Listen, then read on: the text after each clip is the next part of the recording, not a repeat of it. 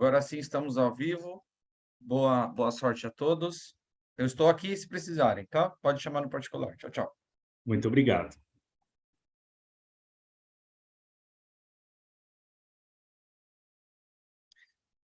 Good morning, good afternoon, good evening, everyone. We are very glad today to start the third panel of the sixth conference of BRICS, the study group of BRICS of the University of São Paulo. And today, maybe we're going to discuss one of the most paramount topics of BRICS, which is energy security. I'm very glad and delighted to present you Professor Gabriela Ferreira Chagas Reis, Professor Milena Megrè, Professor Aleksandr Sergunin, and Professor Krish Chetty. Gabriela and Milena from Brazil, and Aleksandr from Russia, and Krish from South Africa. Everyone, welcome. And I hope that you have a very nice experience, the same as I'm having since we started discussing about this panel and started preparing it. So I'm gonna give the floor to Professor Gabriela. Professor Gabriela Ferreira Chagas Reis. She holds a master's degree in International Strategic Studies at the Federal University of Rio Grande do Sul in Brazil, and a bachelor's qualification in international relations at the Ritter dos Reis University Center. She's a member of the BRICS study group at the Faculty of Economic Science of the Federal University of Rio Grande do Sul. Her main research interests focus on the international political economy with emphasis on studies of China's international relations, in energy transition, geopolitics of energy, geoeconomics, and Chinese sustainable development. Today, Professor Gabriela will introduce the role of China in the global energy security of the 21st century, with the topics including energy in the 21st century international relations, China and the global energy security, and China's actions towards energy transition. Very interesting topic, and I think that I'm not the only one eager to learn more about these topics that Professor Gabriela will provide to us. Professor, the floor is all yours, please. Welcome. Thank you, Professor José Ricardo. I will be sharing my screen now. Just a second. Okay, can you see it? Perfect. Yes, perfectly. All right. Okay, so good evening, everyone. My name is Gabriela.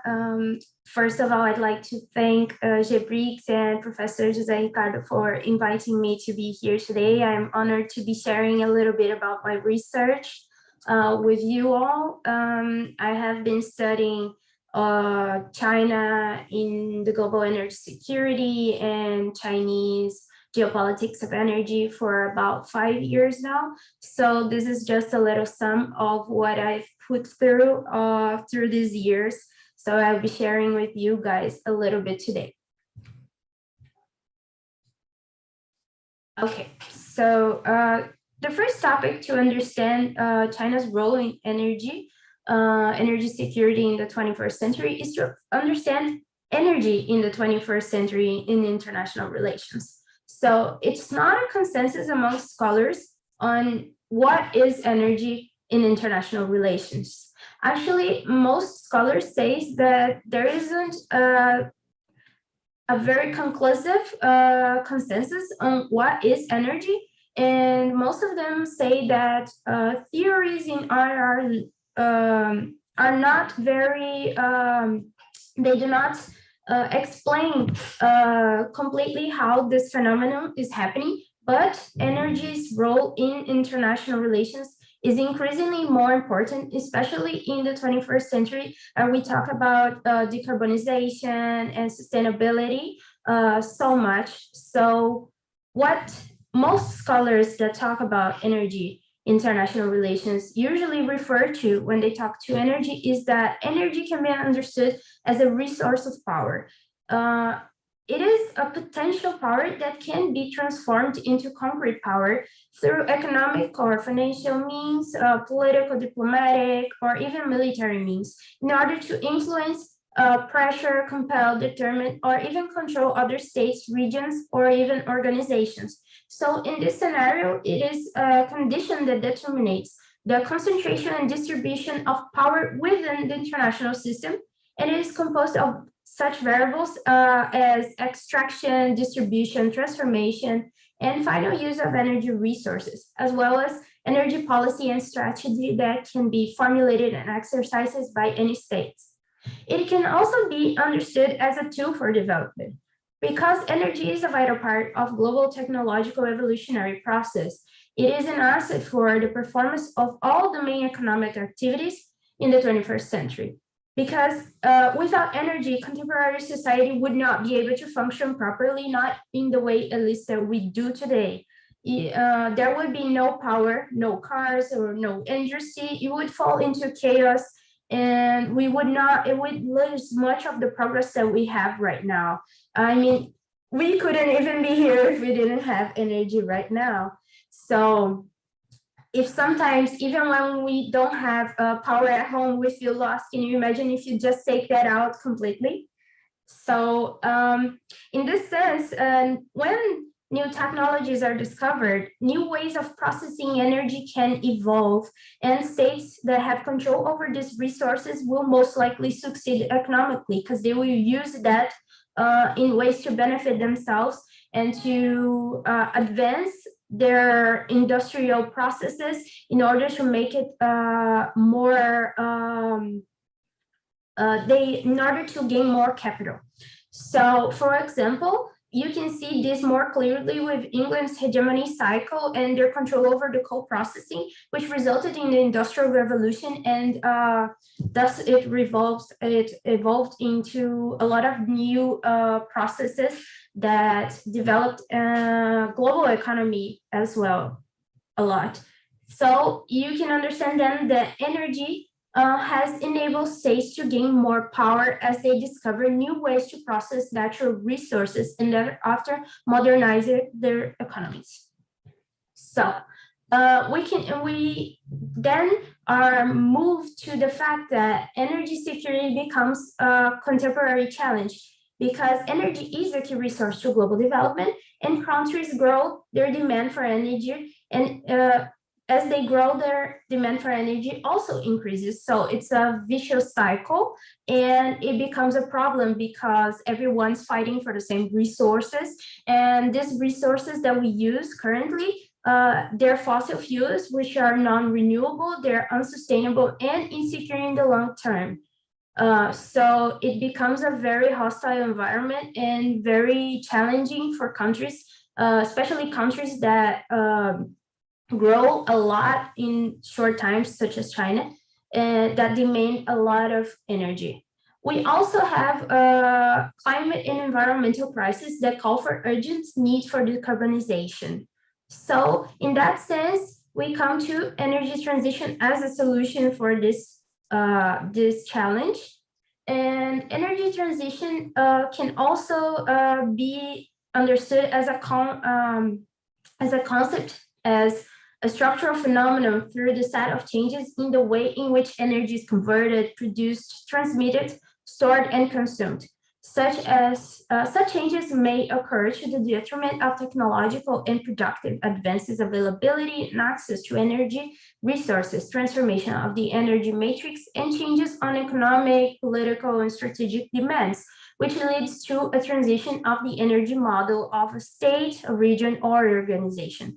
So energy transition isn't just about a certain country or a certain resource. It's about the whole complex that involves energy production and consumption and markets and even security and geopolitics.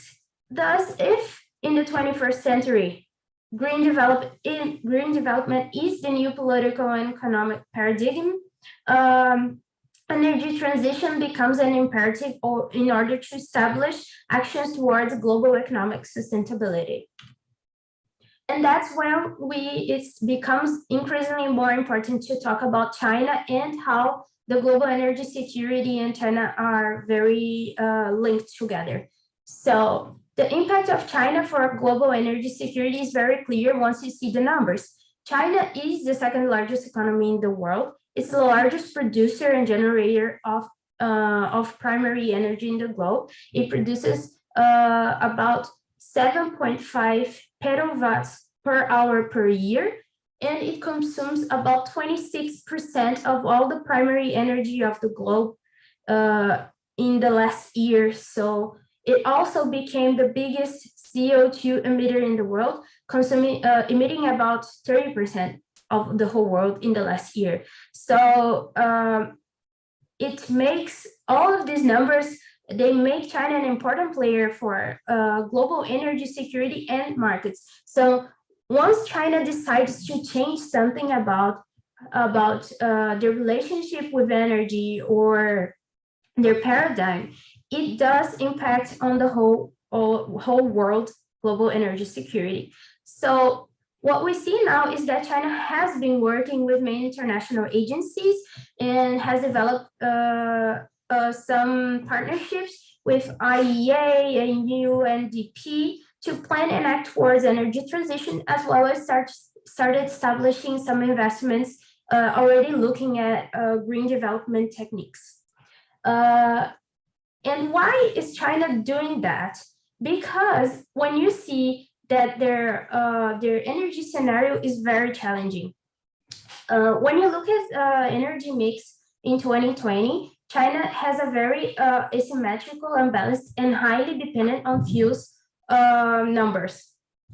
If you can see here, coal is responsible for 54% of their consumption, oil 16%, natural gas 8%, nuclear 13%, hydro 30%, and other renewable, which they count together, wind, solar, biomass, thermal, and all the others, 24%. When you put those numbers against their reserves, like coal is 13%, oil 1.5%, gas 4.5%, and also their renewable power generation in hydro, solar, wind, and others are 27%. You can see how these numbers do not match by long shots. So this means they fall into an external dependency on being able to supply their demand, and it's becoming an increasing problem because their reserves are very big on coal, but coal is very bad for the environment, and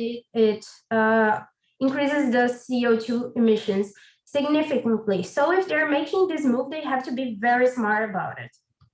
So why is China doing that if it's a very challenging situation? Because there's also various opportunities. As you can see, if they choose to do the energy transition, they have increase in energy security, decrease on external dependency. They will maintain development levels because right now their economic model is so intense in energy that it's becoming a problem. They do not have enough energy to maintain it, so they have to start rotations and various different techniques to be able to maintain the industry working. They will also have the opportunity to be able to balance economic, social, and environmental aspects of development. So being able to not only grow in quantity, but also in quality. And gain renewable energy market leadership, because right now they already are the country that invests the most in this market. So if they actually choose to take this path towards energy transition and start actually heavily investing in this, they have a very good potential for market leadership and increasing market and energy market shares. as well as increasing investments overseas. But as I said, there's a lot of challenges to this path. And one is to be able to generate enough energy to supply its demand. At the same time, they need to decrease coal dependency. So if coal is accountable for Ô, Ricardo, percent. teve algum problema aqui na transmissão de falha da internet? Peraí. Acho que é interessante a gente...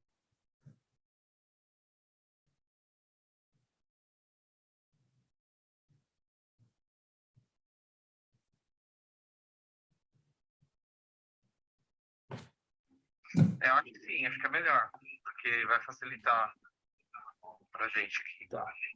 Gabriela, we are having some problems with the transmission in the YouTube. Sure. Do you mind if we can just recap and start all over again? Again. One second, please. Let me just check with him. Rafael, avise, por favor, se podemos começar. Ocorreu uma falha na transmissão e é por isso que nós vamos recomeçar aqui.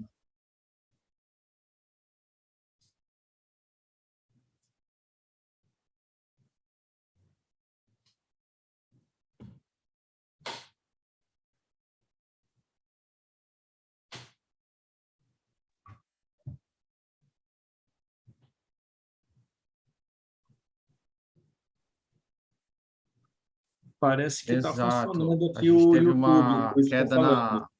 A gente teve uma queda na transmissão da falha da internet. Eu estou restabelecendo, já restabeleci o YouTube. Aguarda 2 minutinhos que a gente já retoma. Eu vou te avisar, tá? Eu começo tudo de novo falando, Rafael, também, ou não? Sim. Tendo em vista que o que a gente perdeu também no início vale a pena, porque aí a gente vai reeditar o vídeo. Tá bom, perfeito. Milena, por favor, tome seu tempo, tá? Fica à vontade. Professor Aleksandr, I'm fully sorry. We just had the problem of transmission, so as we want to record it for everyone, we kindly ask Gabriela to be patient to tell this perfect presentation again, to be recorded. Sorry, I'm fully sorry.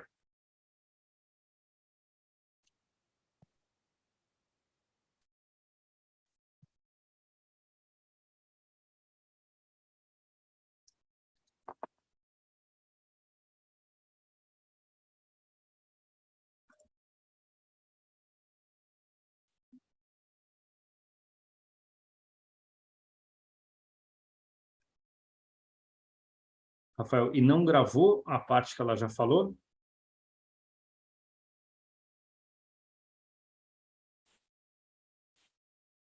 Gravou. A parte que ela falou, gravou. Só que como eu tive uma queda de internet, algum trecho a gente perdeu. Eu acho que vale a pena restabelecer.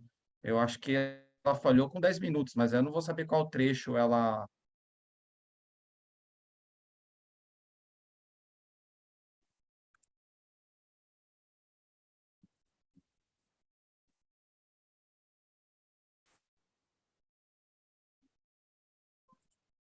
Ó, o Cássio está falando aqui da onde ela parou. Espera só um minutinho. China and the Global Energy Security, Gabriela.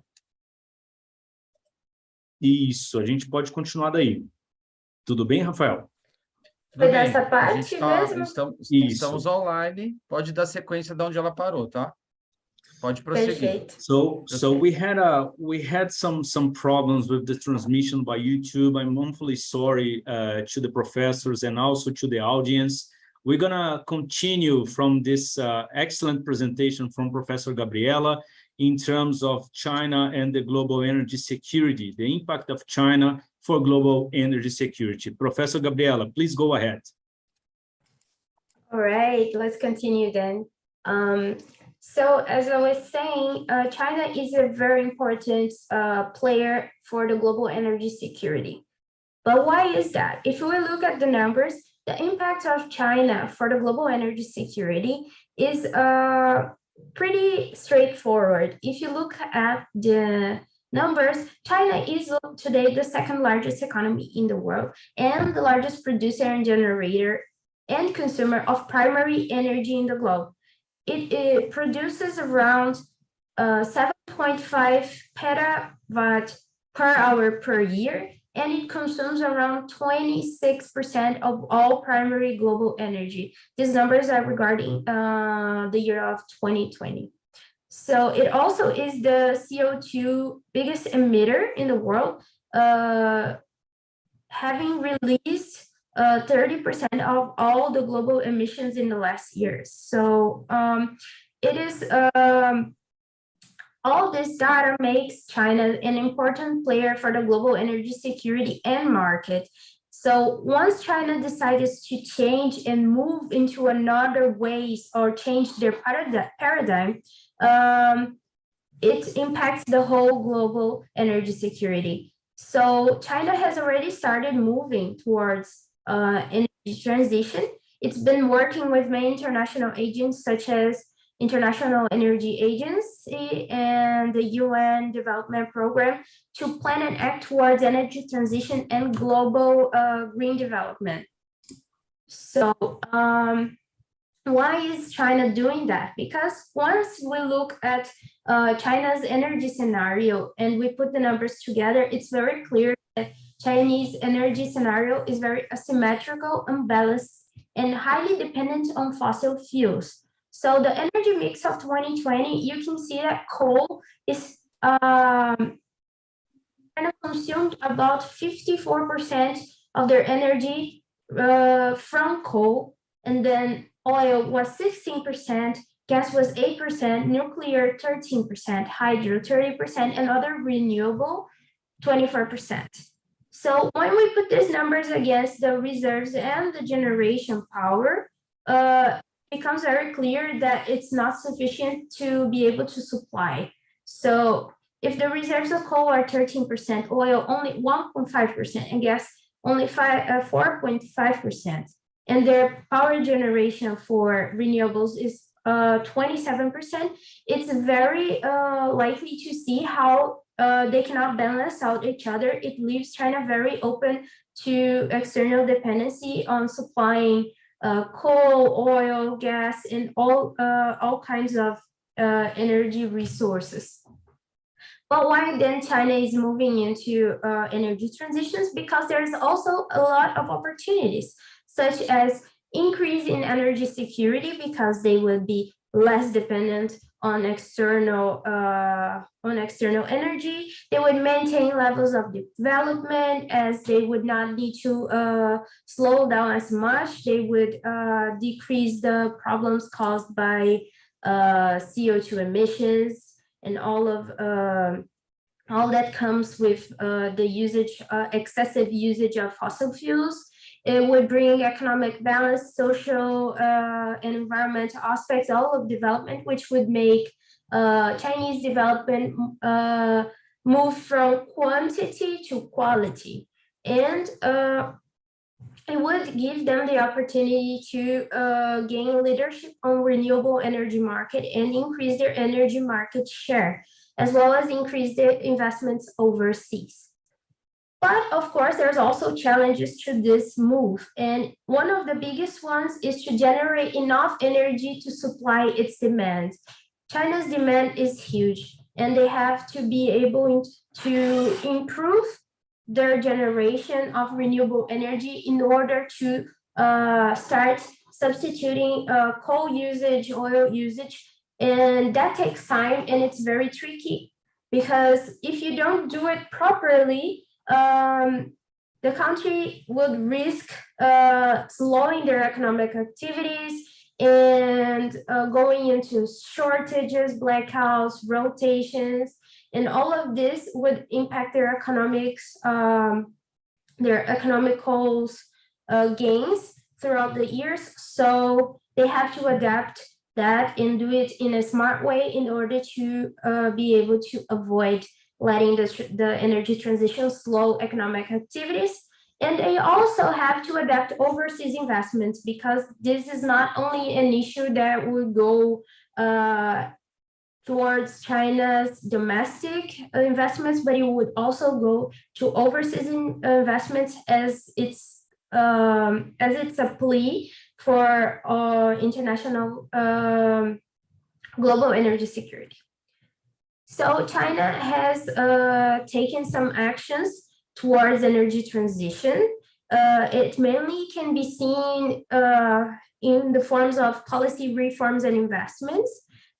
Regarding policy reforms, we can see that in the new normal and the dual circulation policies towards economic intensity deceleration, which means they're moving from the economic model from industrial and exportation emphasis to a service and domestic consumption logic, which would decrease the intensity of energy usage in the country, and it would make their economy less intensive in energy, which would help them bring that balance to their energy mix.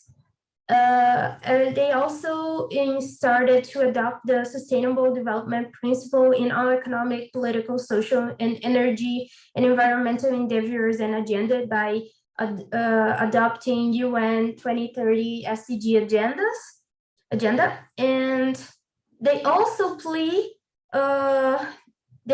adopted the international plea for carbon emission goals to peak carbon emissions in 2030 and carbon neutrality in 2060. We can also see some improvements and reforms once we look at the policy papers on green energy and ecology, which have become more common and frequent. Now, pretty much every year, the CPC will be releasing new documents, white papers, and action plans on how to act towards the principles of ecological society and sustainable development models, which have been very much present in the Chinese policies all around, not just for energy, but they also changing it in various aspects. We can also see these changes in domestic investments as we see an increase in hydro plants, solar farms, and wind parks investments and projects. Today, China mostly gets their renewable energy through hydro plants, but they have been increasingly investing in solar farms and wind parks, and this already showed as results because they are now today the country that has the most capacity implanted of these kinds of power generation. They have also developed smart grids, which is a Chinese technology that can help minimize waste and help them make this more technological advancement in efficiency in energy production, as well as the ultra high voltage grids, which are UHV grids, which they're able to make energy that is generated in the countryside, for example, for solar farms in the desert, be able to travel a long distance to the urban centers where most of the energy is needed. So they help them travel a longer distance without losing as much energy and being able to carry out more voltage. This also works for wind parks, which usually will be on the sea or on the ocean or at the coastal areas, to be able to put that to the urban areas. So it's a very interesting technology that might change how they can increase the solar and wind share in the energy matrix. They also developed policies towards investments in new energy vehicles, which are hybrid vehicles and also power vehicles. It has increased a lot the number of cars that are moved by electricity.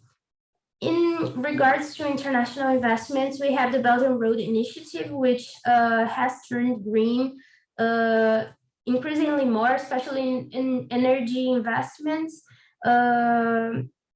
we can see an increase in the last few years in projects regarding hydro, solar, and wind.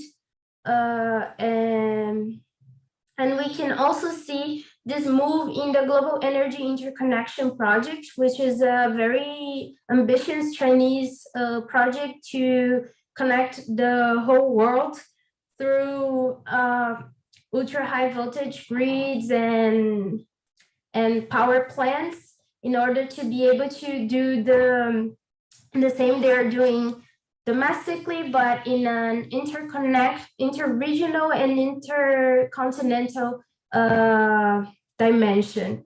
It's very ambitious.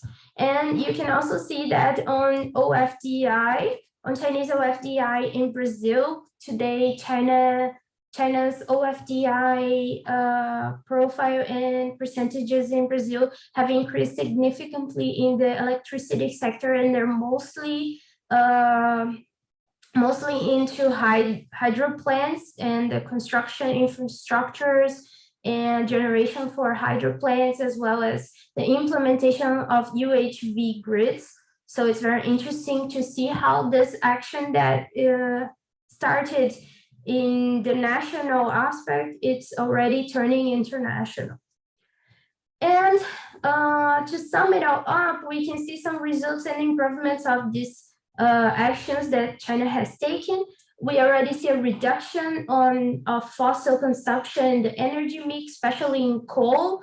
China plead to limit their consumption of coal to 58%.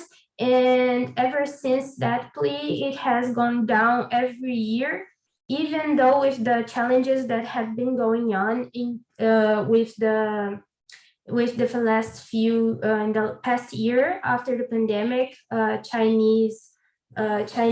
China had a lot of issues to be able to supply their energy demand, but it still did not affect the overall number of their consumption. You can see growth of the wind and solar industries. It's been expanding significantly, especially due to subsidies that the government has implemented. Increase in the market share of the component sectors for renewable energy. So we can see that China is already being one of the biggest PV panels exporter, as well as turbines for wind parks. You can see increase of green infrastructure, technology, and energy projects, as I said, in the Belt and Road Initiative and Global Energy Interconnection. All of their projects are already being planned towards energy transition and green development, and as well as in investment in new green technologies. So they're every year developing more and more options and new technologies that can help move their transformation towards energy transition. So this is all that I had to share with you guys today. I hope you can learn a little bit with me. Thank you very much. Thank you very much, Professor Gabriela. We definitely learned a lot, especially about these Chinese challenges and the world challenges, right? Because China has been playing, as you well said, is being a global player in terms of energy security, and it's in a change according to their 5-year plan, the 14th 5-year plan in terms of sustainability, changing from quantity to quality. So thanks a lot for your inputs and your highlights. And as you said, that lack of energy brings to chaos, I'm gonna ask Professor Milena Megrè to present her topics. She was, by the way, trying her best because she had some lack of energy before joining us, but she could make it. Professor Milena Megrè, she works in the field of energy, currently as market intelligence and data analyst in renewable energy at the company Greener. She has extensive experience working with international organizations and public policy management in the public and private sectors, mainly in the area of energy, sustainability, and geopolitics. Additionally, she works as a consultant for energy, technology, and innovation companies. She also works as a researcher focused on BRICS countries and Eastern Europe. Graduated in international relations in Russia, she holds a specialization from Harvard in design of renewable energy projects and BRICS studies from Fudan University in China. She's currently doing her postgraduate studies in energy systems planning at the University of São Paulo. She's going to present today an interesting overview and introduction on energy profile for all BRICS countries, including energy mix, GHG emissions, and share of renewables, and give a perspective about Brazil and Russia. Professor Milena, thanks a lot for joining us. The floor is all yours, please. Welcome. Thank you. Thank you so much, Professor Ricardo. Thank you for this great introduction. I would like also to thank my colleagues and GEBRICS for inviting me, my colleagues for their presence and their knowledge, and of course, the audience for being here, for complementing this great presentation that everyone is having here today. So let me share my screen. Please let me know if you can see it properly. Yeah, we can see it perfectly. Thank you. Thank you. Thank you so much. So as Professor Ricardo has mentioned, I'm going to talk about energy security in Brazil and Russia.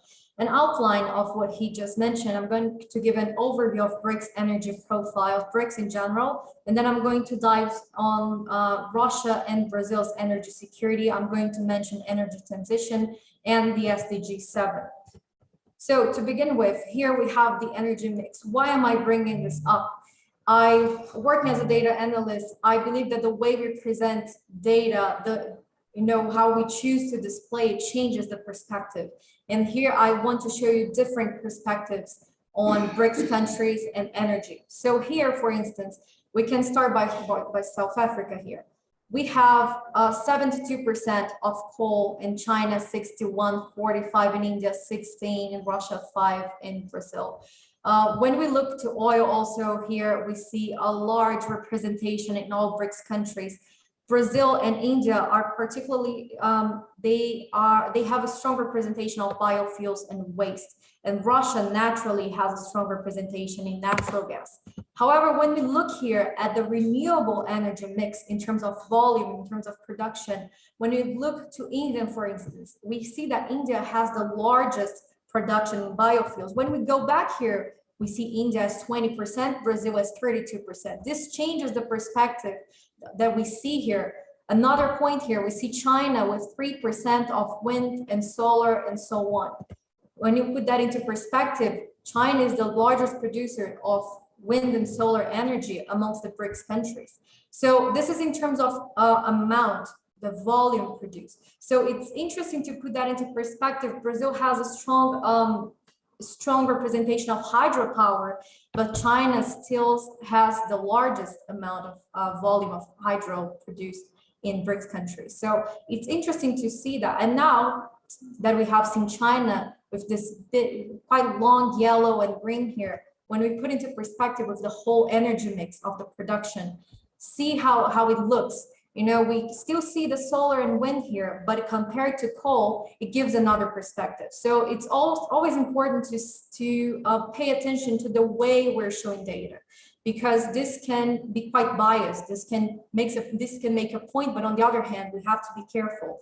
So BRICS countries, one point about BRICS that I actually like, and the professor from Russia has taught me this. BRICS is not there to oppose anyone, to oppose a certain configuration of the world. It's there to present an alternative. So for BRICS, it's actually really important to be unbiased, to bring different perspectives and to show things in a very neutral way without any judgment towards our other colleagues. So this was the main point I wanted to make in regards to the BRICS countries as a whole.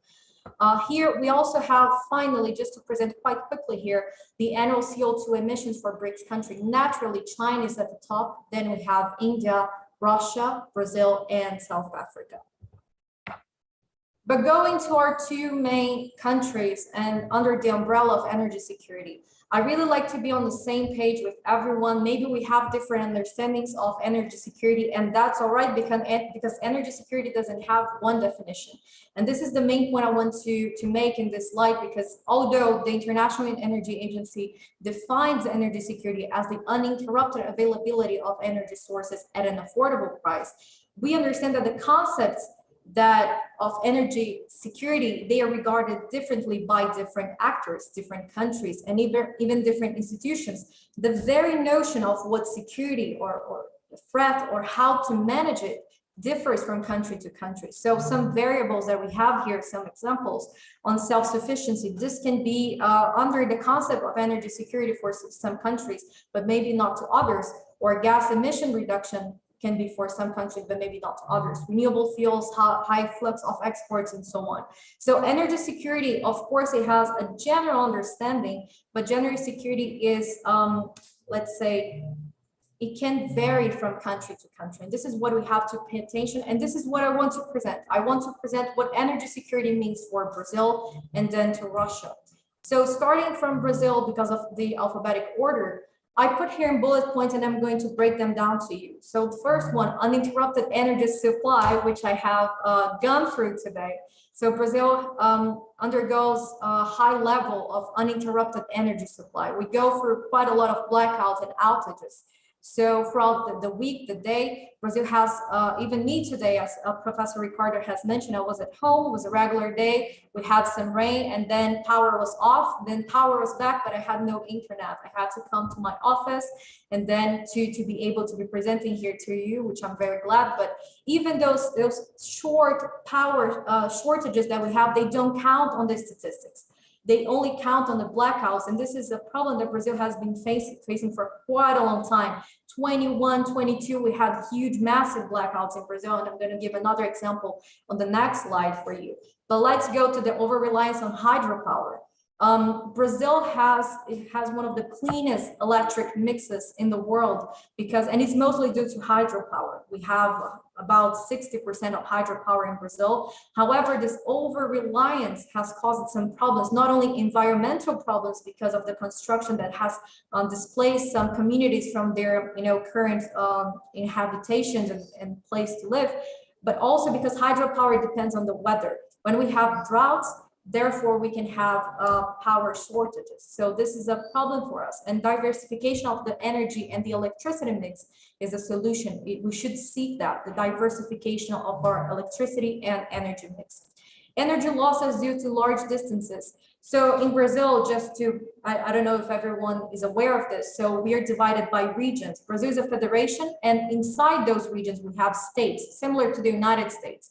Most of our energy is produced in the northern region of Brazil and is mostly consumed in the southeast Brazil. So throughout the way, we have energy losses due to the large distances. This is another point that we have to pay attention to. If we generate the energy on site or closer to those places, the losses in the transmission lines is going to be smaller. Also, for unforeseen emergencies, whenever we have blackout, shortages of energy and so on, Brazil takes a while to respond to them, to restore energy, to restore power. And this is due to, this is regarding the quality of management. And we have to be aware of this on the policies and how to deal with that. I'm going to give you an example on the next slide. And also changing governments and energy policies. Of course, this can shake, everyone's energy security. But in Brazil, this is particularly true because when we change the governments, quite often we don't follow up the policies, the good policies of the previous government, regardless of parties or any sides here. If we have good policies, it would be great if we could follow them through, to the end and until their implementation. And Brazil is focused on boosting the use of fossil gas in the power supply to combat hydropower shortages caused by the drought in 2021. The example I wanted to bring about here is the Amapá blackout that we had in 2020. Amapá is one of the states in the north in Brazil, and we had in the state 2 total blackouts, and this lasted about almost a month. For 22 days, they had a rotation supply. What does it mean? It means that they had energy for about 6 hours, then they changed to another region and so on. It took that amount of time to restore energy as a whole to the state. 765,000 people were affected. That is 90% of Amapá's population. That's a lot. So this is just a quick explanation of what happened. They had an explosion followed by a fire, and that compromised free transformers. And this whole problem took about a month to be solved. So this, I think this highlights the vulnerability of energy security in Brazil as a great example that we should learn from, and then not to repeat again, as to improve. And now for Russia. Russia is, I think right now, the energy security of Russia has been on stage, has been largely debated, and has been highlighted by the current situation that the world is living in. So the main point here, we have the economy's reliance on natural gas and oil exports. On the one hand, Russia was extremely, let's say, blessed to have as many natural resources like natural gas and oil exports, which allowed for the economy to grow, to develop. And it's quite important. You know, all BRICS countries use natural resources, oil or gas or coal, to boost their economies. And we should, of course, understand this as an economic factor. On the other hand, this can be dangerous for Russia because at some point, their reliance on this, you know, we know that Russia has, you know, large supplies of natural gas and oil. However, at some point this may end, and what are we going to do? And also Russia, in the scenario of energy transition, where we're discussing so much climate policy, this puts a threat to this reliance, this economic reliance. We also have the diversification of market destinations. As we have seen in this current crisis, the energy crisis in Europe and so on, given the current situation, the European Union accounts for more than 54% of the total Russian oil and gas exports. And oil and gas exports are vital to the Russian economy. So Russia in the past months has been making a lot of efforts to diversify its destination. So for instance, it has been looking to Asia. For instance, Russia has been trying to partner with Asian countries, African countries, to as a destination for their oil and gas exports. And alternative routes, I'm going to discuss this on this slide. I believe this is absolutely important because here we have Russia and we have those gas pipelines here. I want you to look with me. We have the Nord Stream 1 that goes from Russia through the sea to Germany. The second one, we have the Yamal that goes through Belarus, Poland to Berlin. Finally, we have Brotherhood and Soyuz that go through Ukraine until Slovakia. Why is that important? Because you have to cross other countries to reach your final destination. On the one hand, that can be, you know, that shouldn't be a problem if you have stable relationships with those countries, which is not the case right now, unfortunately. So for Belarus, that's okay. But when you cross Poland and Ukraine in this time, this can pose a problem to reach the final destination of energy. On the one hand, the Russian government, and I heard this in person, I was in Vladivostok about a month ago, where in a plenary session where the president of the Russian Federation, Vladimir Putin, has stated, that's what was said from the Russian side, that Russia wants to supply the gas to Europe. It's not Russia who has stopped the gas supply. It was actually Poland has decided to stop. And I have put this in on the source if you like to check also from his speech, that Poland decided to stop the supply because it doesn't agree with Russia's position.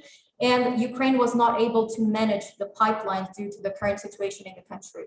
So, and Nord Stream, as we know, there was the explosion. So this poses a problem because the routes to reach the final destination, which could be Germany, they are stopped. We have some objections here.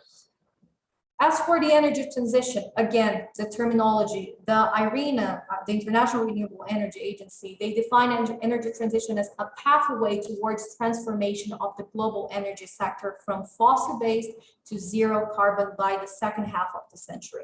I like to bring this definition because we think that energy transition began today or currently, but it's not true. Energy transition before was simply the process of moving from one energy, the main energy source, to another. We moved from coal to oil a few decades ago. So now the energy transition comprises the definition of clean energy. And this is a new definition for energy transition for nowadays. And here, when we look to Brazil, I really like to see the energy mix first. Brazil, 46% of its mix is clean energy against 54% of fossil fuels. Comparing to the world, Brazil has quite a fairly clean energy mix, mostly reliant on, as we can see here, sugarcane, firewood, no, not this one, hydro, and also we have 20.2 gigawatts of solar just this year. So Brazil is growing a lot on energy. We know that also the geographical location and climate of Brazil is quite favorable to a clean matrix, which is quite different from Russia, for instance. When we see the electricity mix, it's even more positive because Brazil has 83% of its mix clean, completely clean. 65% is due to hydropower. As we see here, we also have biofuels, which plays a huge role in the electricity mix in Brazil and in Brazil as a whole. Even for fuel for our cars, it plays a huge role. We also have wind power and solar as well. Against the world, which is 73% is from fossil fuels and only 27% is from renewable energy. So on the one hand, Brazil seems on a good, let's say, on a good position in regards to energy transition.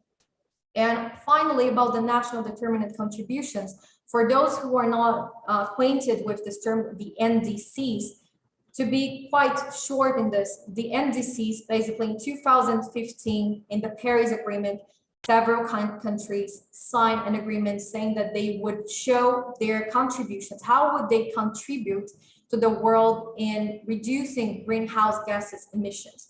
And each country is free to provide what are the contributions they are going to achieve by 2030, 2040, 2050, and so on.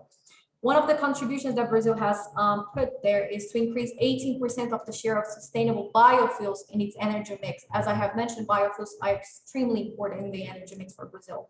Also to achieve 45% of renewables in its energy mix other than hydro, such as wind, solar, and biomass. Again, looking back to the energy security point that we have made, and no concrete proposal to substantially change the current efforts to reduce emission in Brazil's energy and industry sector in the NDCs. Brazil has submitted the first version in 2016, 2020 the second, and in 2022 there was an update. In general, the comments were that in 2016, Brazil made the most ambitious contributions. In 2020, they were less ambitious. And in 2022, they were better than 2020, but not as good as 2016. Now for Russia, here I also want to break down a few points. How energy transition is mostly perceived. At first, we have to understand that Russia has a different perspective and a different understanding of the energy transition itself. Mostly, of course, not everyone. This is just, I'm just going to speak for a majority of people in the public and private sector and the academia in Russia. Mostly, the energy transition topic is regarded as a, let's say, a topic that was brought up by Western powers to undermine countries like Russia and China. And when they're in their developing process, because Western powers, the United States and Europe, they had their chance to develop. They already polluted in the past. And so Russia, China, Brazil, South Africa, and India, now they're polluting because they're in the developing stage.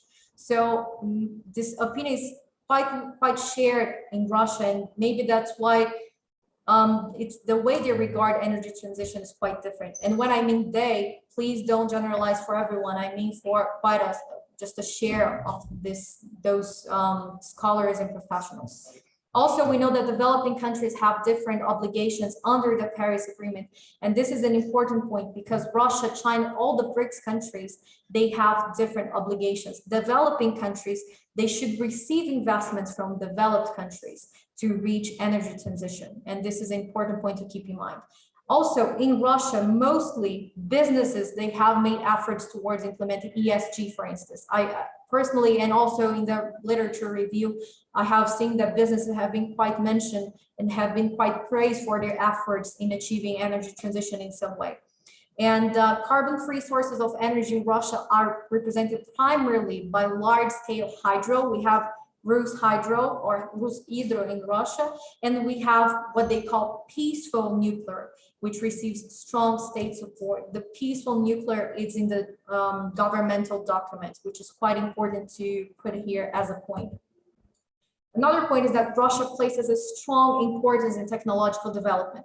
Perhaps this could be a way in which Russia would invest in energy technologies, because Russia sees a technological race with great importance. I do apologize for the cell phone that is ringing on the back, but I hope you can listen anyways, because I'm in a shared office. Again, however, energy transition technologies, they are not the main focus of Russia's technology policy. Because again, this doesn't seem of great importance for the economy of Russia. Russia has a completely different climate, geographical position, and so on. So Russia is focusing mostly on development, economic development, technological development. And if it doesn't seem of a great benefit to Russia to invest in energy transition technologies, then perhaps this could be regarded as a no reason to be included. However, what I could find in some texts is that the promotion of innovative and digital development of the fuel and energy complex. Energy is mentioned, but not clean energy, not transition. So we need to see if technological development in the transition, energy transition, is going to be beneficial for Russia or not. So energy transition in general creates a long-term challenge to Russia, because it calls into the question the sustainability of the whole economy of Russia, which is highly dependent on fossil fuels.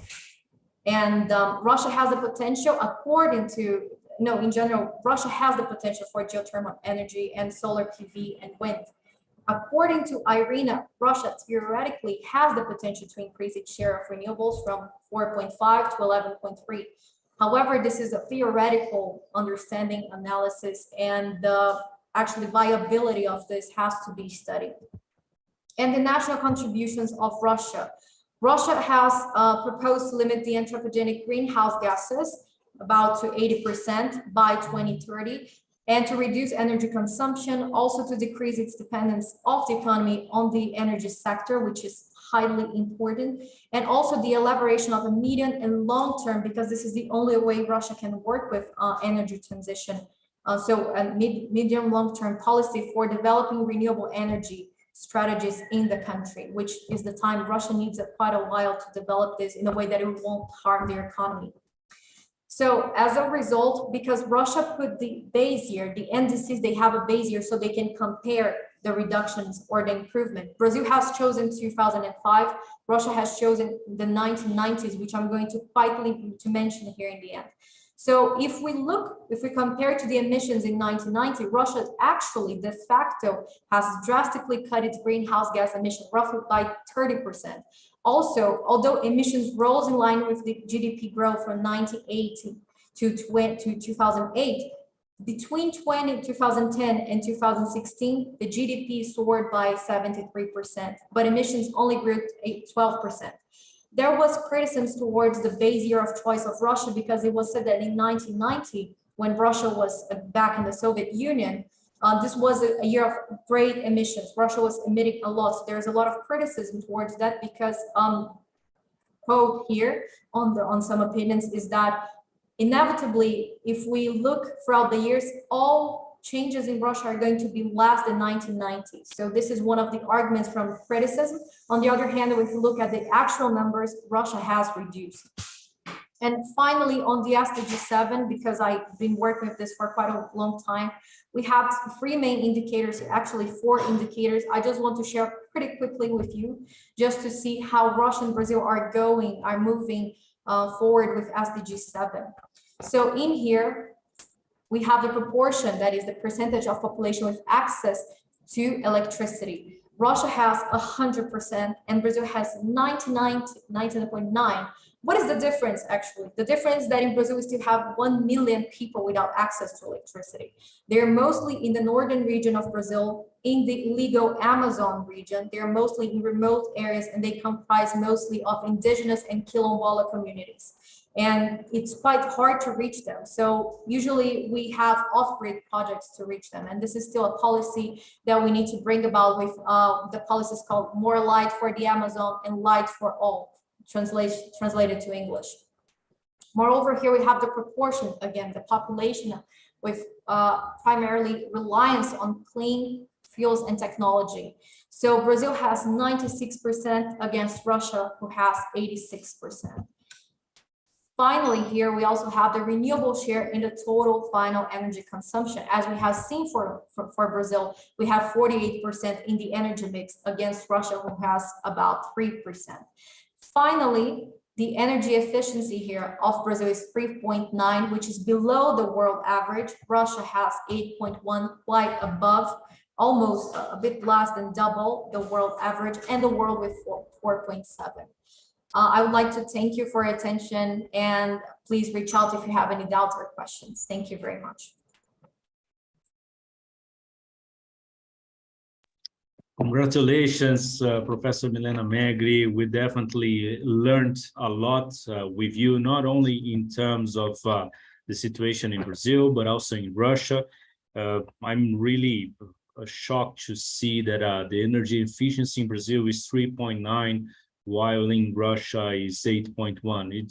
It's incredible data that you shared with us, and I can highlight the definitions that you provided to us today, which energy security is an uninterrupted availability of energy sources at an affordable price. And the transformation energy, it's now from fossil-based to zero carbon in terms of clean energy. Thanks a lot, especially with the national determined contributions that it provided us. So the next keynote speaker that I would like to present is Professor Aleksandr Sergunin. He is a professor from Russia, but actually now he's been in Alaska, and he's gonna share with us amazing and very interesting topics in terms of the corporate, social, and environmental responsibilities in the energy sector of the Russian Arctic, theoretical and methodological approaches. Professor Dr. Aleksandr Sergunin is a professor of international relations at the St. Petersburg State University. He holds his PhD in history from the Moscow State University and habilitation in political science from St. Petersburg State University. His research interests include Russia and other BRICS countries' Arctic strategies. Currently, Professor Sergunin teaches Russian government and politics at the University of Alaska Fairbanks as a part of the Fulbright Academic Exchange Program. We are very honored to have you here. You have all the floor. Welcome, Professor Aleksandr Sergunin. Thank you very much. Can you see my presentation? Okay. First of all, let me thank the organizers of this conference, and specifically Professor Ricardo for hosting my paper in this panel. And my main research objectives are to examine various theoretical approaches to understanding the nature of corporate, social, and environmental responsibilities in energy sector of the Arctic zone of the Russian Federation, as well as the motivation of a business to make commitments in this area.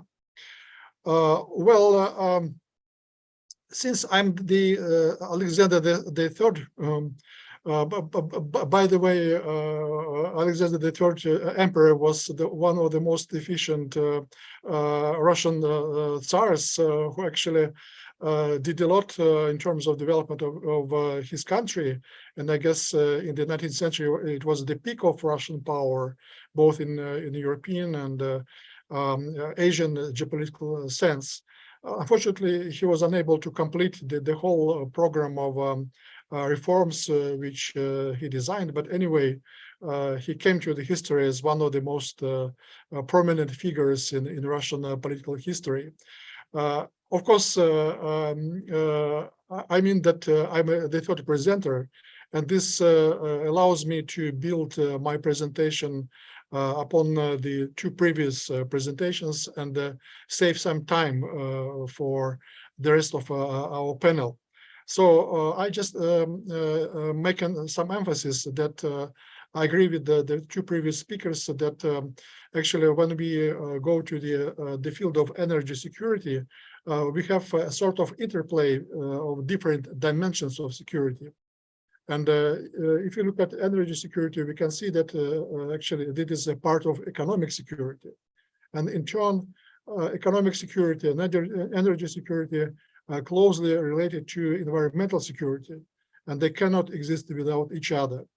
And finally, we result in the sense that all these security dimensions, they actually should and can serve a human security concept, because environmental security, economic security do not exist just as a separate concepts or phenomena.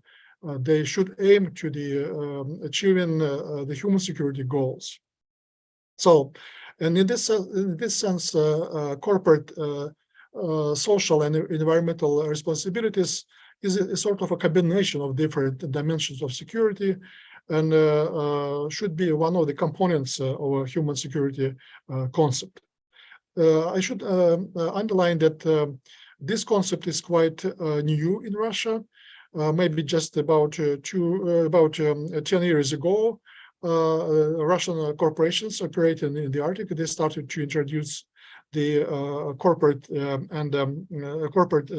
social and environmental responsibilities principles on the voluntary basis. And to the moment, still this is some kind of a voluntary thing, which is not regulated by any Russian legislation. So, but on the other hand, we should look at this phenomenon as some kind of understanding on the part of the Russian corporations that this very important dimension of the activities should be developed and supported by the whole society. Okay, let me mention that we have several types of Russian corporations operating in the Arctic zone of the Russian Federation. First of all, we have state-owned corporations such as Gazprom, which is the biggest gas producing company in Russia, Rosneft, which is the biggest oil producing company, Gazprom Neft, which is was the branch of Gazprom, then is separated from this company, became a more or less independent company, also producing oil. And we also have several private energy companies, among which I can identify Lukoil, which is the biggest private oil producing company, Novatek, the biggest private gas producing company. And just let me mention that also we have some coal producing companies, like, for example, Arctic Ugal. What is interesting, Arctic Ugal is the most diversified company. Quite recently, just over the last 5-7 years, they started to develop not only actually the extractive industries, but also, for example, they have a very big sector of tourist industries, especially on Spitsbergen or Svalbard, using the Norwegian terminology. Well, let's go back to the corporate social and environmental responsibilities problematic. Let me mention that the different social sciences, they have different interpretations of this concept. For example, for economic sociology, corporate social and environmental responsibilities is a sort of a social partnership or a way of sharing benefits with the employees and also with the local communities. Then if you look at sociology and political science, you can see that they tend to treat corporate social and environmental responsibilities as the behavior of corporations as good citizens of society, in order to demonstrate that they can be reliable and responsible members of the society and can support civil society institutions. Then if you look at corporate management science, we can see that this discipline tends to treat corporate, social, and environmental responsibilities as a part of the strategy of corporate risk management and competitiveness. If you don't have that kind of capacities in this field, then you can lose.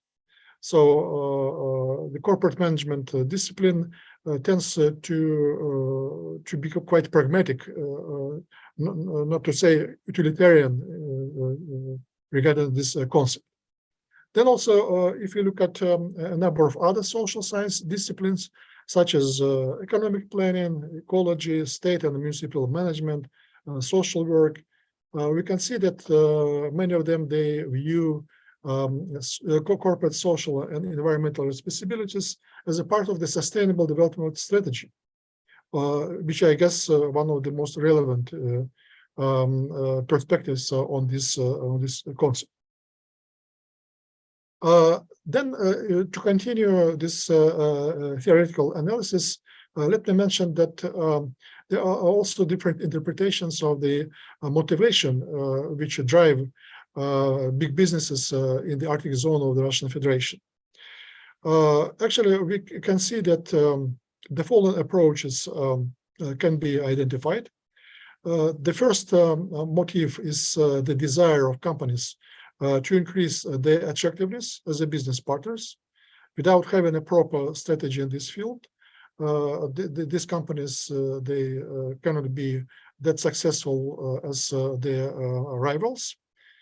The second approach is to justify the legitimacy of the economic activities in the region, which is important, especially in the case of Russia, because most of these companies, they operate in the areas populated by the indigenous peoples. And in order to legitimize the activities, they have to somehow to have a dialogue with the indigenous peoples and other local communities. And finally, we have one more motivation, which is to take into account the so-called political costs in order to reduce the likelihood of the state introducing uncomfortable rules and regulations for companies. This is actually a sort of a heritage from the Soviet past, when the state tried to make the companies, not the companies, but the enterprises, because in the Soviet time we didn't have a private property, all enterprises were state-owned. So, but anyway, the Soviet government, the Soviet state, made obliged these enterprises to be responsible for the development of the local communities, for the local territories, and so on. And if not, they punished these enterprises. And that kind of attitude from the government, from the state, to the private companies or state-owned companies still in place. Okay, and finally, the third component of my presentation is trying to outline the major corporate social and environmental responsibility strategies. What is interesting, many of these companies, they try to partake the municipal strategic planning process and contribute in a constructive way into this project process. Secondly, to establish some kind of a public-private partnerships, which is officially supported by the Russian government, and it is one of the most important priority areas of cooperation between state, different levels of state and governments, and the private business in this area. Then one more strategy is to fund local social, environmental, and cultural programs and projects, which is quite a popular strategy in the region. Then to integrate research, industrial, and municipal policies into the comprehensive social and ecological governance strategy in the region. And most of these sustainable development projects, strategies in these regions, they are being developed together with the biggest corporations. I guess the most interesting and exemplary case is the Yamal-Nenets autonomous area, where the cooperation between the local government, the regional government, the federal government on the one hand, and the private businesses and state-owned companies on the other, is the most interesting and by the way, very positive for the local population, including the indigenous peoples. Also, one more strategy is to implement the smart city concept. Well, of course, in many cases, this concept is unfortunately still remains on paper. But on the other hand, I mean, we can identify some very modest, but at the same some progress in promoting this concept in the Arctic, in the Russian Arctic. One more strategy is to develop a local monitoring system in various areas, such as social inequality and deprivation level, unemployment rate, prevention of natural and man-made disasters, air and water pollution, endangered species, and so on. And the corporations which operate in the Arctic zone of the Russian Federation, they help the local authorities and also research organizations to develop that kind of monitoring system. Of course, there's some kind of ups and downs, some achievements, some failures to do that. It's highly dependent on the specific region in the Russian Arctic. But anyway, we also can identify some progress in this area. One more strategy is to network with the human rights and environmentalist NGOs, which is quite new for this part of Russia. And what is interesting is that not private, but mostly state-owned corporations, they made a lot of progress in doing that. For example, when the Gazpromneft corporation decided to build an oil rig in the Kara Sea, they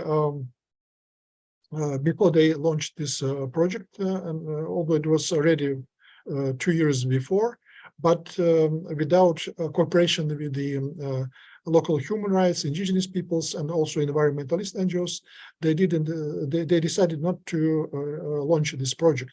And although the platform was already ready in 2011, the industrial exploitation of this rig started only 2 years later. This is an example how the corporations they can cooperate with these civil society institutions. Then also one more strategy is to promote sociological and environmental research, including the support for the local universities and the research institutions. That is especially the case for the oil and gas rich regions, where the corporations they try to support the local universities. And of course, there's some kind of combination of some pragmatic and some, I would say, corporate social and environmental responsibilities driven motivations. Then the next strategy is to encourage local universities to move from the classic model, which is science plus education, to a new model, science plus education plus innovative businesses. And this is also interesting case because in some regions, some Arctic regions, big companies, they help to establish so-called industrial or technological parks, and they successfully develop them together with the local higher education institutions. Then we also have a strategy of introducing new methods of urban planning and forecasting, including the foresight methodology. The problem here is that, I mean, I should explain a bit why it is important for this region. The Arctic zone of Russian Federation is a very diverse area. Some of these regions, they have quite strong universities, such as, for example, as Arkhangelsk or Murmansk, and they have also quite well-developed research centers, which are able to develop urban planning and forecasting. But on the other hand, most of other Russian Arctic regions, they do not have that kind of research scientific potential. So they simply, most of them, they are unable to develop that kind of urban planning strategies or forecasting. And normally they try to apply to Moscow, St. Petersburg state-based research centers to develop that kind of strategies. And in this regard, support from the big corporations to fund that kind of research and that kind of help in developing sustainable urban development is quite important and sometimes quite crucial. Well, then the next strategy is to establish excellence centers to integrate research, innovation, and business. As I mentioned, like in the case of the smart city concept, in many cases, this still remains on paper, and only very few of the Russian Arctic regions they are able to establish real excellence centers, even those regions with the very strong scientific potential, such as Arkhangelsk or Murmansk. They still should make a lot of homework to complete these projects. Then another strategy is to launch technological initiatives, including various platforms, roadmaps, and so on. And finally, we have the one more strategy is to develop environmental education and culture, and so on, which is, I guess, a very important task, because you cannot succeed in developing the corporate sustainable sort of social and environmental responsibility strategies unless you do not embed some basic principles of sustainability among the local people and also elites. And this is, I guess, the task which should be designed for a long-term period. It's impossible to change the mentality of people living in this area from what we had before to the new one, to the principles of sustainability, resilience, and respect to the nature and to the rest of the local communities. Let me stop here. Thank you.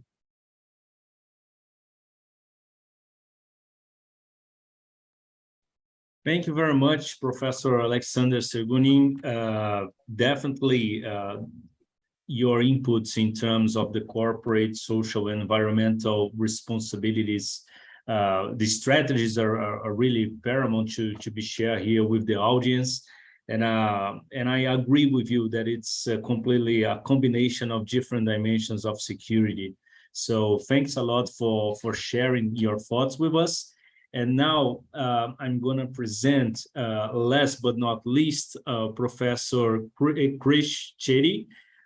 Professor Krish Chetty, he is a research manager at the Inclusive Economic Development Division of the HSRC. He holds a master qualification in knowledge and information management from the University of Stellenbosch, and is a PhD candidate with Nelson Mandela University in the Computer Science Department. His core research interests lie in the social applications of innovative technologies that contribute to eradicating poverty, inequality, and unemployment. His works span knowledge management, digital inclusion, platform economies, financial technologies, and renewable energy resources.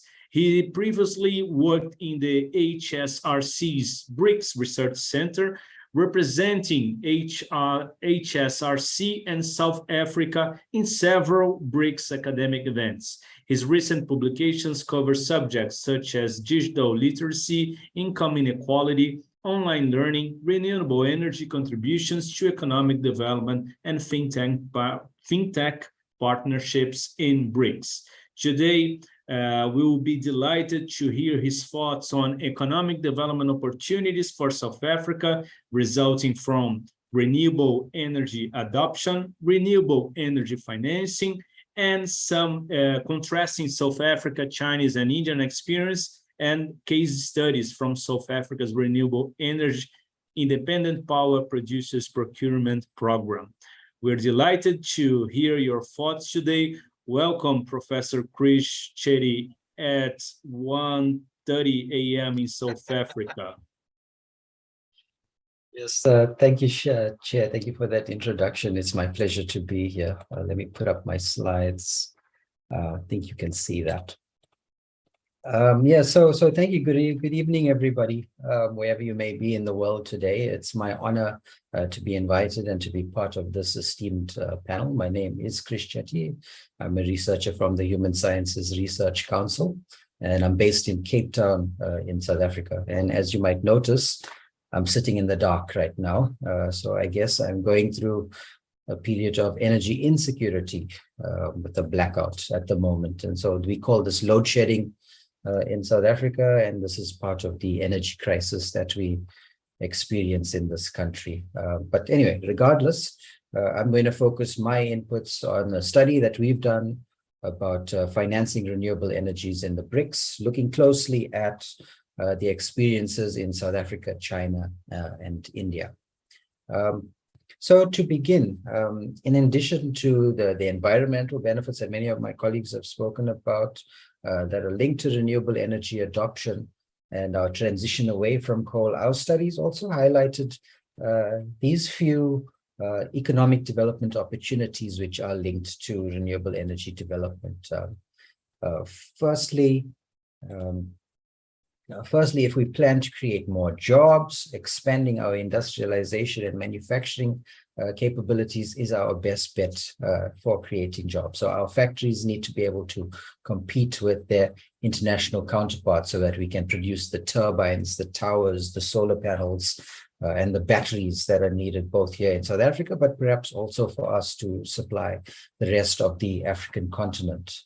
And South African renewable energy procurement policy requires that our power producers source 40% of their components from local suppliers. But we found that this might stifle our expansion as our manufacturing capacities in South Africa are limited. So to overcome this limitation, perhaps when we promote industrialization, it means that we might need to think about introducing additional support packages like subsidizing local manufacturers so that their components are somewhat more competitively priced against their international counterparts. Such subsidies that we found have helped accelerate the growth of China's manufacturing sector. The next issue is that of biomass energy generation.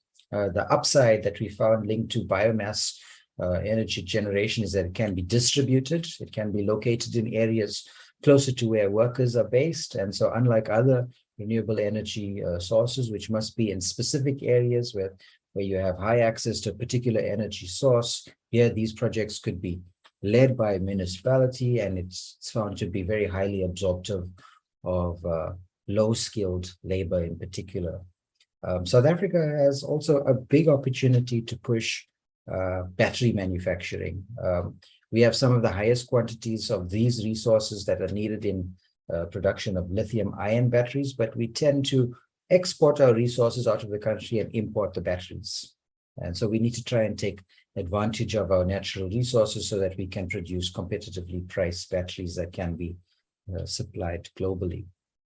But the key issue that we face that's reducing foreign investment is a perceived risk of the projects that we have and perhaps the countries that they might be located in. So the risk that you might find in a country like South Africa. Unfortunately, valid or not, perceptions drive investments, and there's a need for us to try and change perceptions to grow interest in renewable energy projects. However, there's these 5 key issues that are needed to try and help build investor confidence. So firstly, before an investor commits their funds and their time to a project, they need accurate data about the local conditions. With access to more public data, which is published frequently, your investors are able to model the profitability of an investment. So you look at investors also, they look at the country's expertise in construction. They look at which companies are available in rural areas, that are highly resourced, perhaps in wind or solar energy. And then the foreign investor must then call on these contractors, as they need to ensure that they have the expertise in installing the wind tower or similar types of projects. The investor also requires a stable policy environment. And in South Africa, this just has not been the case. And here your investors, they need that stability, and they need the state to honor whatever commitments it's made towards reaching renewable energy targets. Next, in managing the operations of the power plant, the investor also needs to be able to recruit skilled workers who can operate and maintain the power plant. In South Africa, this country struggles with a low skills base, and there's a need for supplementary programs to try and develop a pipeline of workers.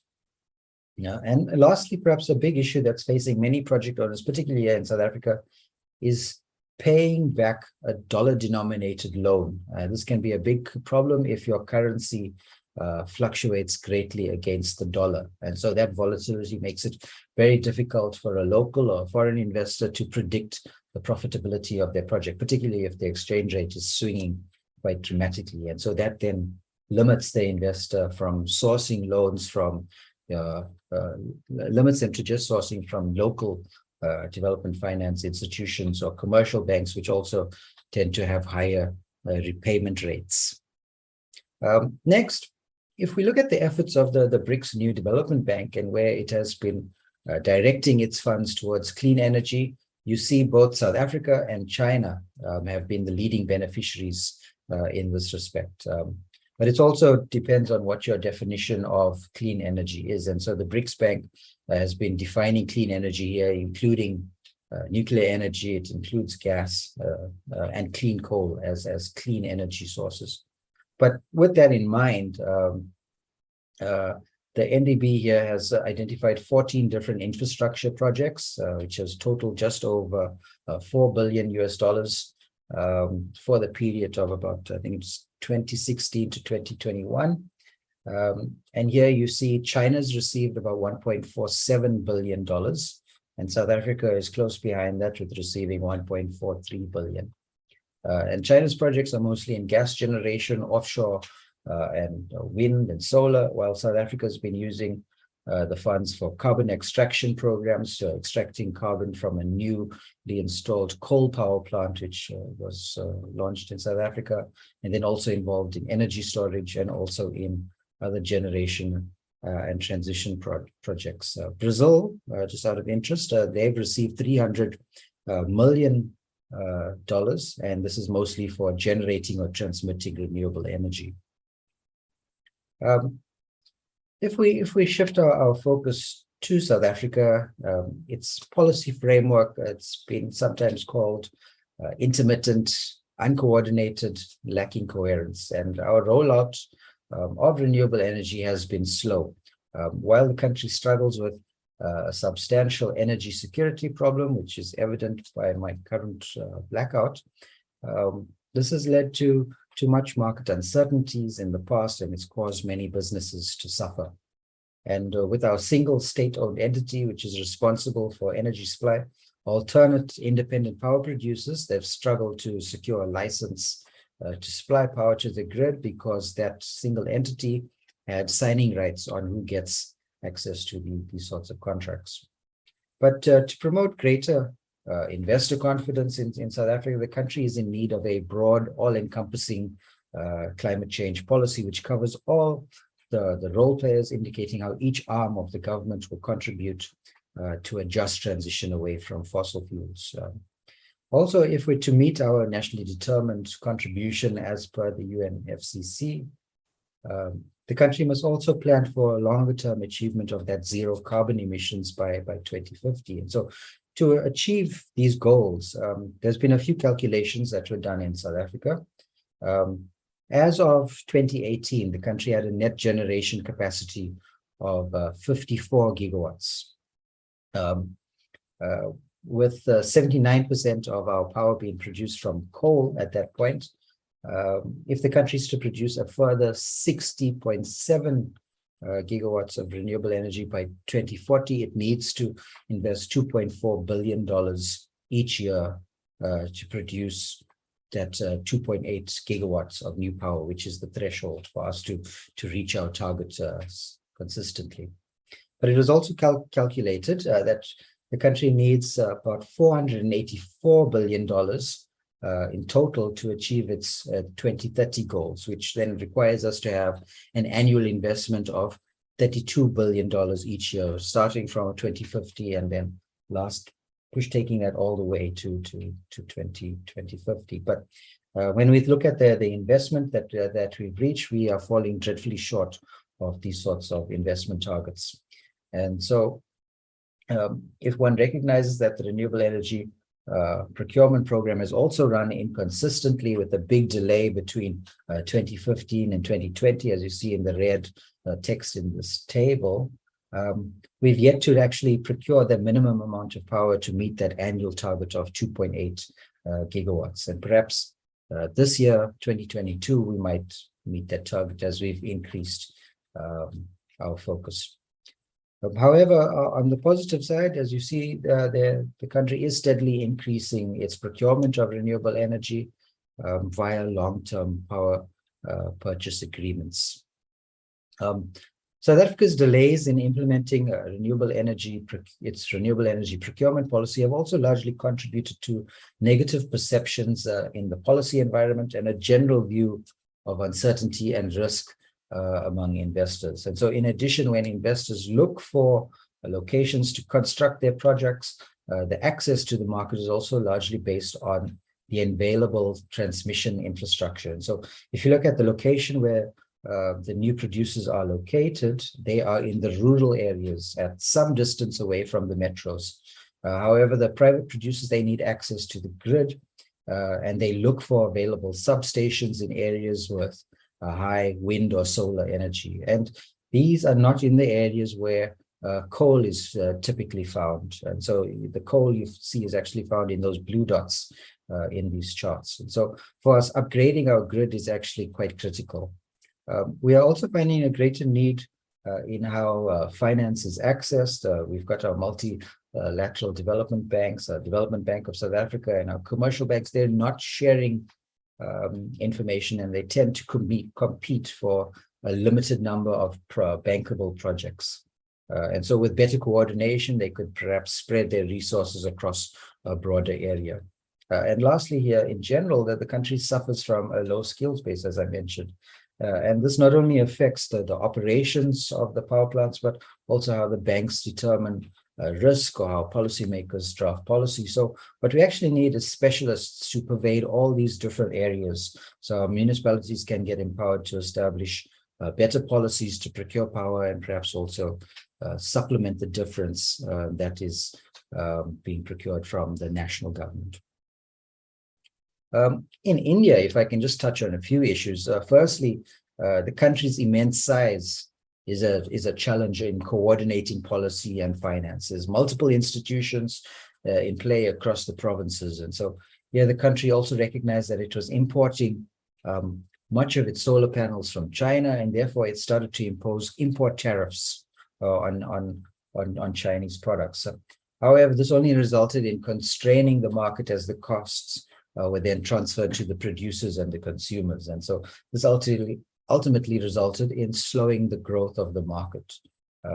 So this perhaps is a lesson for South Africa, which is also trying to force some procurement policies, forcing us to procure from South African producers. And it's not at the same time, we're not making these products more competitive in terms of a price or the quality.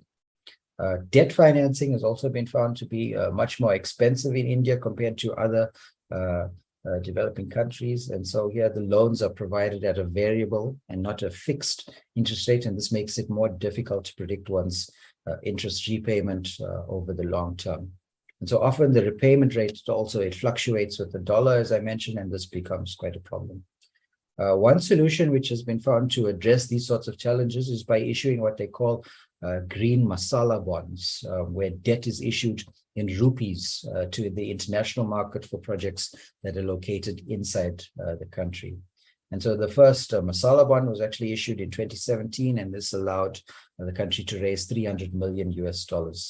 And so this allows local projects to raise foreign investment in their local currency. And then the companies issuing the bond don't have to worry about rupee depreciation. Lastly, India has also had more success in accessing international climate finance than the other countries. And so the reasons for this success, perhaps they're a bit unclear, but many believe it's due to the country having a clear policy commitment to procure renewable energy at scale over the long term. China, in contrast to India, has struggled to access international climate finance, but it's turned to its local businesses to expand their renewable energy developments. And through mass subsidization, China has managed to expand its generation of its manufacturing capacities. But it's been noted that smaller companies wishing to generate power, they've struggled to access climate finance through the country's green bonds.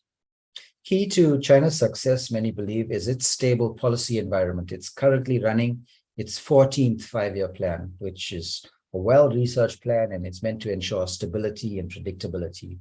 And it also found that through the subsidies and the guaranteed feed-in tariffs that it offers to its power producers, it's able to nurture its young market. In contrast, South Africa is it requires its producers to bid for the lowest generation price, which is then difficult for a young market to try and compete with these low prices. The green bond market has also taken off in China, but it does offer finance to clean coal through green bonds by offering a 12% subsidy actually on interest repayments. China, like India, has launched green panda bonds, which is very similar in structure, and these have been issued by the BRICS New Development Bank. And that also allows the country to access international investors. Lastly, it's also noted that much of the success in its economic development zones is due to it offering financial subsidies, which are also supplementing the programs that it offers with the skills development programs by incorporating incubators to support the startups and the manufacturers that are located in these zones. Next, I'd like to just talk about a case study from South Africa, which refers to the Longyan Mulilo wind farm, which is based in the DR community. And this wind farm was developed through a partnership with China. Here, the Longyan Mulilo DR Man Harburg wind farm, that was the first one. And then you had the second one was DR2 North wind farm. They both started operations in 2017 after submitting successful bids to our independent power producer procurement program, which was where we had bidding windows in 2011 and 2013. The first wind farm that produces 96 megawatts of power, and that's done through 67 turbines, while the second wind farm produces 140 megawatts of power. So here the Chinese partner was interested in DR after finding that there was an electricity substation available in the town. And this town was known for its high winds, and having that close substation in the area helped to dramatically reduce the cost of the project. And so this farm was actually the first Chinese wind farm which was established on the African continent. And it's been treated as a model for future Chinese partnerships on the continent and in South Africa in particular. The partnership came about with a policy directive from the Chinese central government. And it was passed down to its major renewable energy producers back in 2009. And there you had the Guodian Group, which was interested in following up on this directive, and it asked its subsidiary Longyan to investigate opportunities in South Africa's wind sector. Longyan then toured the country, and they met with Mulilo, and they found that they had good, strong networks, and they had knowledge of the DR community. And they also found out about this conveniently placed substation, which would then make it cheaper for them to produce power. And so after Mulilo went out and they identified 6 potential sites, and then some sites had wind measurement equipment already installed, they were able to then quantify the potential output of the wind farm. And so with that understanding of what was possible, the partnership was structured. And then here the business that was created involved a 60% share from Longyan, and that was followed by 20% from Mulilo, and then 20% from an additional consortium of South African Black businesses. But in negotiating these agreements, the points that Longyan struggled with was trying to understand what was the right capital contribution that they needed to make, while also keeping an eye on where they might be sourcing finance for this project. They also had no experience on South African procurement or the Black empowerment policies that we have, which is very unique to our country. We also noted that the language in Dar was a problem. Very few people actually speak English, and English would have been the middle ground between the people, and so they had to figure out how to now communicate with potential workers in that space. We note that it took 8 years for this project to reach the operation state, and so but once it did reach that operation state, it was widely praised in China, and it was noted as the first successful wind development project in Africa. Sourcing finance for the wind farm was a challenge. Initially, with the support of the China Africa Fund, the group planned to source a US dollar loan from the China Development Bank. But when they realized they needed 40% South African ownership, they realized sourcing an international loan would be much more difficult and risky. And so to attain that 40% threshold, you actually found that China Africa Fund dropped out, and then along with that, dropped out access to that funds from the China Development Bank. And so in particular, the US dollar to Rand exchange rate would have been a problem. Ultimately, what happened is that we sourced the funds from a local South African commercial bank, which then was also a little bit more expensive.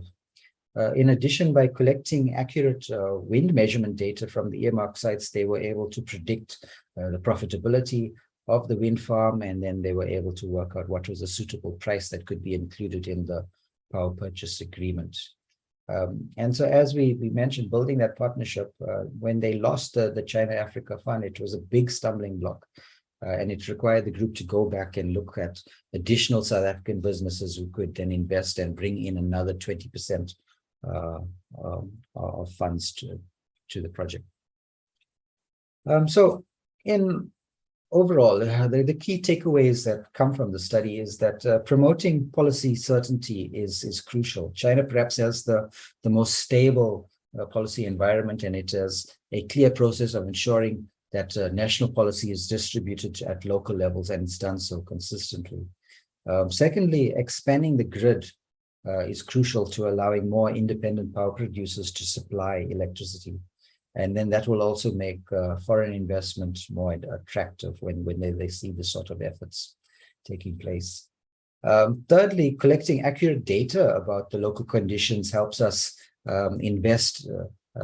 helps promote investment. And so we need to be also thinking about investing in data measurement equipment in these areas. Next, the subsidies we found are better suited to a young market, and they tend to incentivize growth. And so your import duties might actually constrain growth. Fifthly, South Africa's Black empowerment policies, they're quite unique to the country. And so if we are trying to attract foreign investors, they need some guidance in how to go navigate that space. And own currency green bonds like the Masala bond or the Panda bonds, these seem to be interesting methods to try and promote international investment while avoiding the whole US dollar volatility problem that I spoke about. And lastly, what we've also noted, and our non-bank financial institutions are perhaps a bit more specialized, and they may have better financing models, but they struggle because they don't have a banking license, and so they don't get access to international climate finance. And so these are the types of institutions that need to be recognized so that they can make a contribution when distributing finance. Thank you very much. Thank you very much, Chetty. Thanks a lot for your valuable inputs, especially in terms of the key findings when you said about the necessity to expand the grid infrastructure. And I really enjoyed having this information that you share in terms of the South Africa experience, India experience, and Chinese experience, as well as the case studies. And without energy security, definitely the foreign direct investors, they run out from any country. So it's really important to have energy security, not only for the market itself, right, but also to offer power to people. Thanks a lot. I really appreciate your presentation. As we already exceeded a little bit the time from our panel, I will just choose one of the several questions that we received from the audience. So I would like to address the keynote speakers. One question that came up from the audience, which is how can BRICS countries work together for the diversification of energy matrix? I'm not sure whether you can share with us your thoughts. If you can, I think that Milena raised her hand. So if you can just answer this question to the audience, I will really appreciate that, Professor Milena. Thank you so much for the question. I'll try to be brief because of the time, and also if my colleagues want to contribute as well. But to say in a few points, one of the main ways that we can diversify, the BRICS countries can together work for the diversification of the energy matrix, is through technology transfer. I think this is one of the main ways that we can do. We can share the ways that we have been doing in our countries. Knowledge sharing, it's very important. Policy sharing, best practices, how we've been doing in our countries. So past experiences and so on, creating a basis for dialogue and exchange in the sense would be vital. When I also say technology sharing, this can also be in, let's say, tangible terms as well. For instance, Brazil imports a lot of solar technology from China. China is one of our main partners, and I've been working quite a lot with Chinese partners here in Brazil in the solar sector. So in these terms, also, we know that all BRICS countries are strong on oil, and some others, they are looking for more technology in gas, and even technologies that can help us on the decarbonization. For instance, carbon capture storage. If one of our countries actually develops such technologies, we can help one another in regards to fossil fuels, in the sense of like not stopping them, that which could hinder our economies, but also in the process of decarbonization. So in this sense, technology sharing is very important. It's important also to separate how we can help each other in the fossil fuel sector and renewable sector. In the fossil fuel, it's quite easy because we all have experience, all BRICS countries have experience with fossil fuels. So sharing in the sense towards decarbonization can be quite useful. As for renewables, each other has their own experience. So we could share in the sense of academia exchanges, academic exchanges, professional exchanges, professionals from countries that have more experience on a certain area to go to another country and help the implementation, the policy draft, the energy planning, and so on. So those are ways in which the BRICS platform could actually help on the diversification of the energy mix. I tried to put it in short. We can discuss in detail on other opportunities, but thank you very much for the opportunity to answer. Thank you. Does any other speaker would like to share? I think that Krish, right? Krish, please. Sure. Yes, I 100% agree with Milena. Knowledge sharing, I think, is crucial. And in the BRICS space, what we really need to be advancing is institutionalizing the mechanisms for us to share knowledge. And in this space, it's one of the few spaces that is actually where that sort of effort has started. And you have the BRICS Energy Research Cooperation Platform, which was started. And I think that's a good launch pad for these sorts of activities to take place. At the moment, I believe it's mostly the BRICS ministers which engage at that level, and then they share their expertise, and they do so on an annual basis. But I think that sort of platform needs to be expanded, and you need to have your academics getting involved in there. You need to have the actual stakeholders, the power producers that are on the ground. They need a chance to be able to engage and interact. So we have that person-to-person contact and sharing knowledge. I think that's critical. Thanks. Thank you. Thank you very much. Does anyone else? Okay. Okay, so so then we may conclude our third panel of the sixth BRICS conference organized by GEBRICS USP, the study group of BRICS in University of São Paulo in Brazil, which is headed by Professor Paulo Borba Casella. But today was the first of the 5 days of the conference. We do have until Friday for you to join us. And if you did not have the opportunity to watch the other panels, you may have a look on them and watch them in YouTube. And for those who want to follow more information about GEBRICS USP, please follow us in our social media.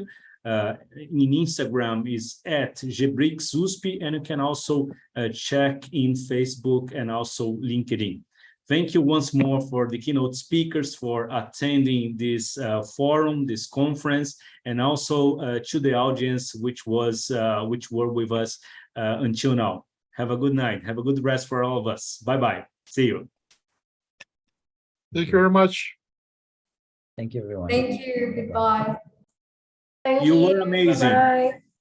You were incredible. Thank you very much for your presentation, for your insights. I hope to see you next time. Definitely. Thank you so much. And Ricardo, thank you for moderation. You were absolutely great. Thanks to you, we're able to share our knowledge, our professional experience. So thanks to you and the efforts of also of the technological team that is supporting us and GEBRICS, we've made this happen. Thank you so much for diplomatic skills that conducted the whole session. Thank you. Thank you all. Bye-bye. See you Bye. next time. Bye. Thank you. Bye-bye.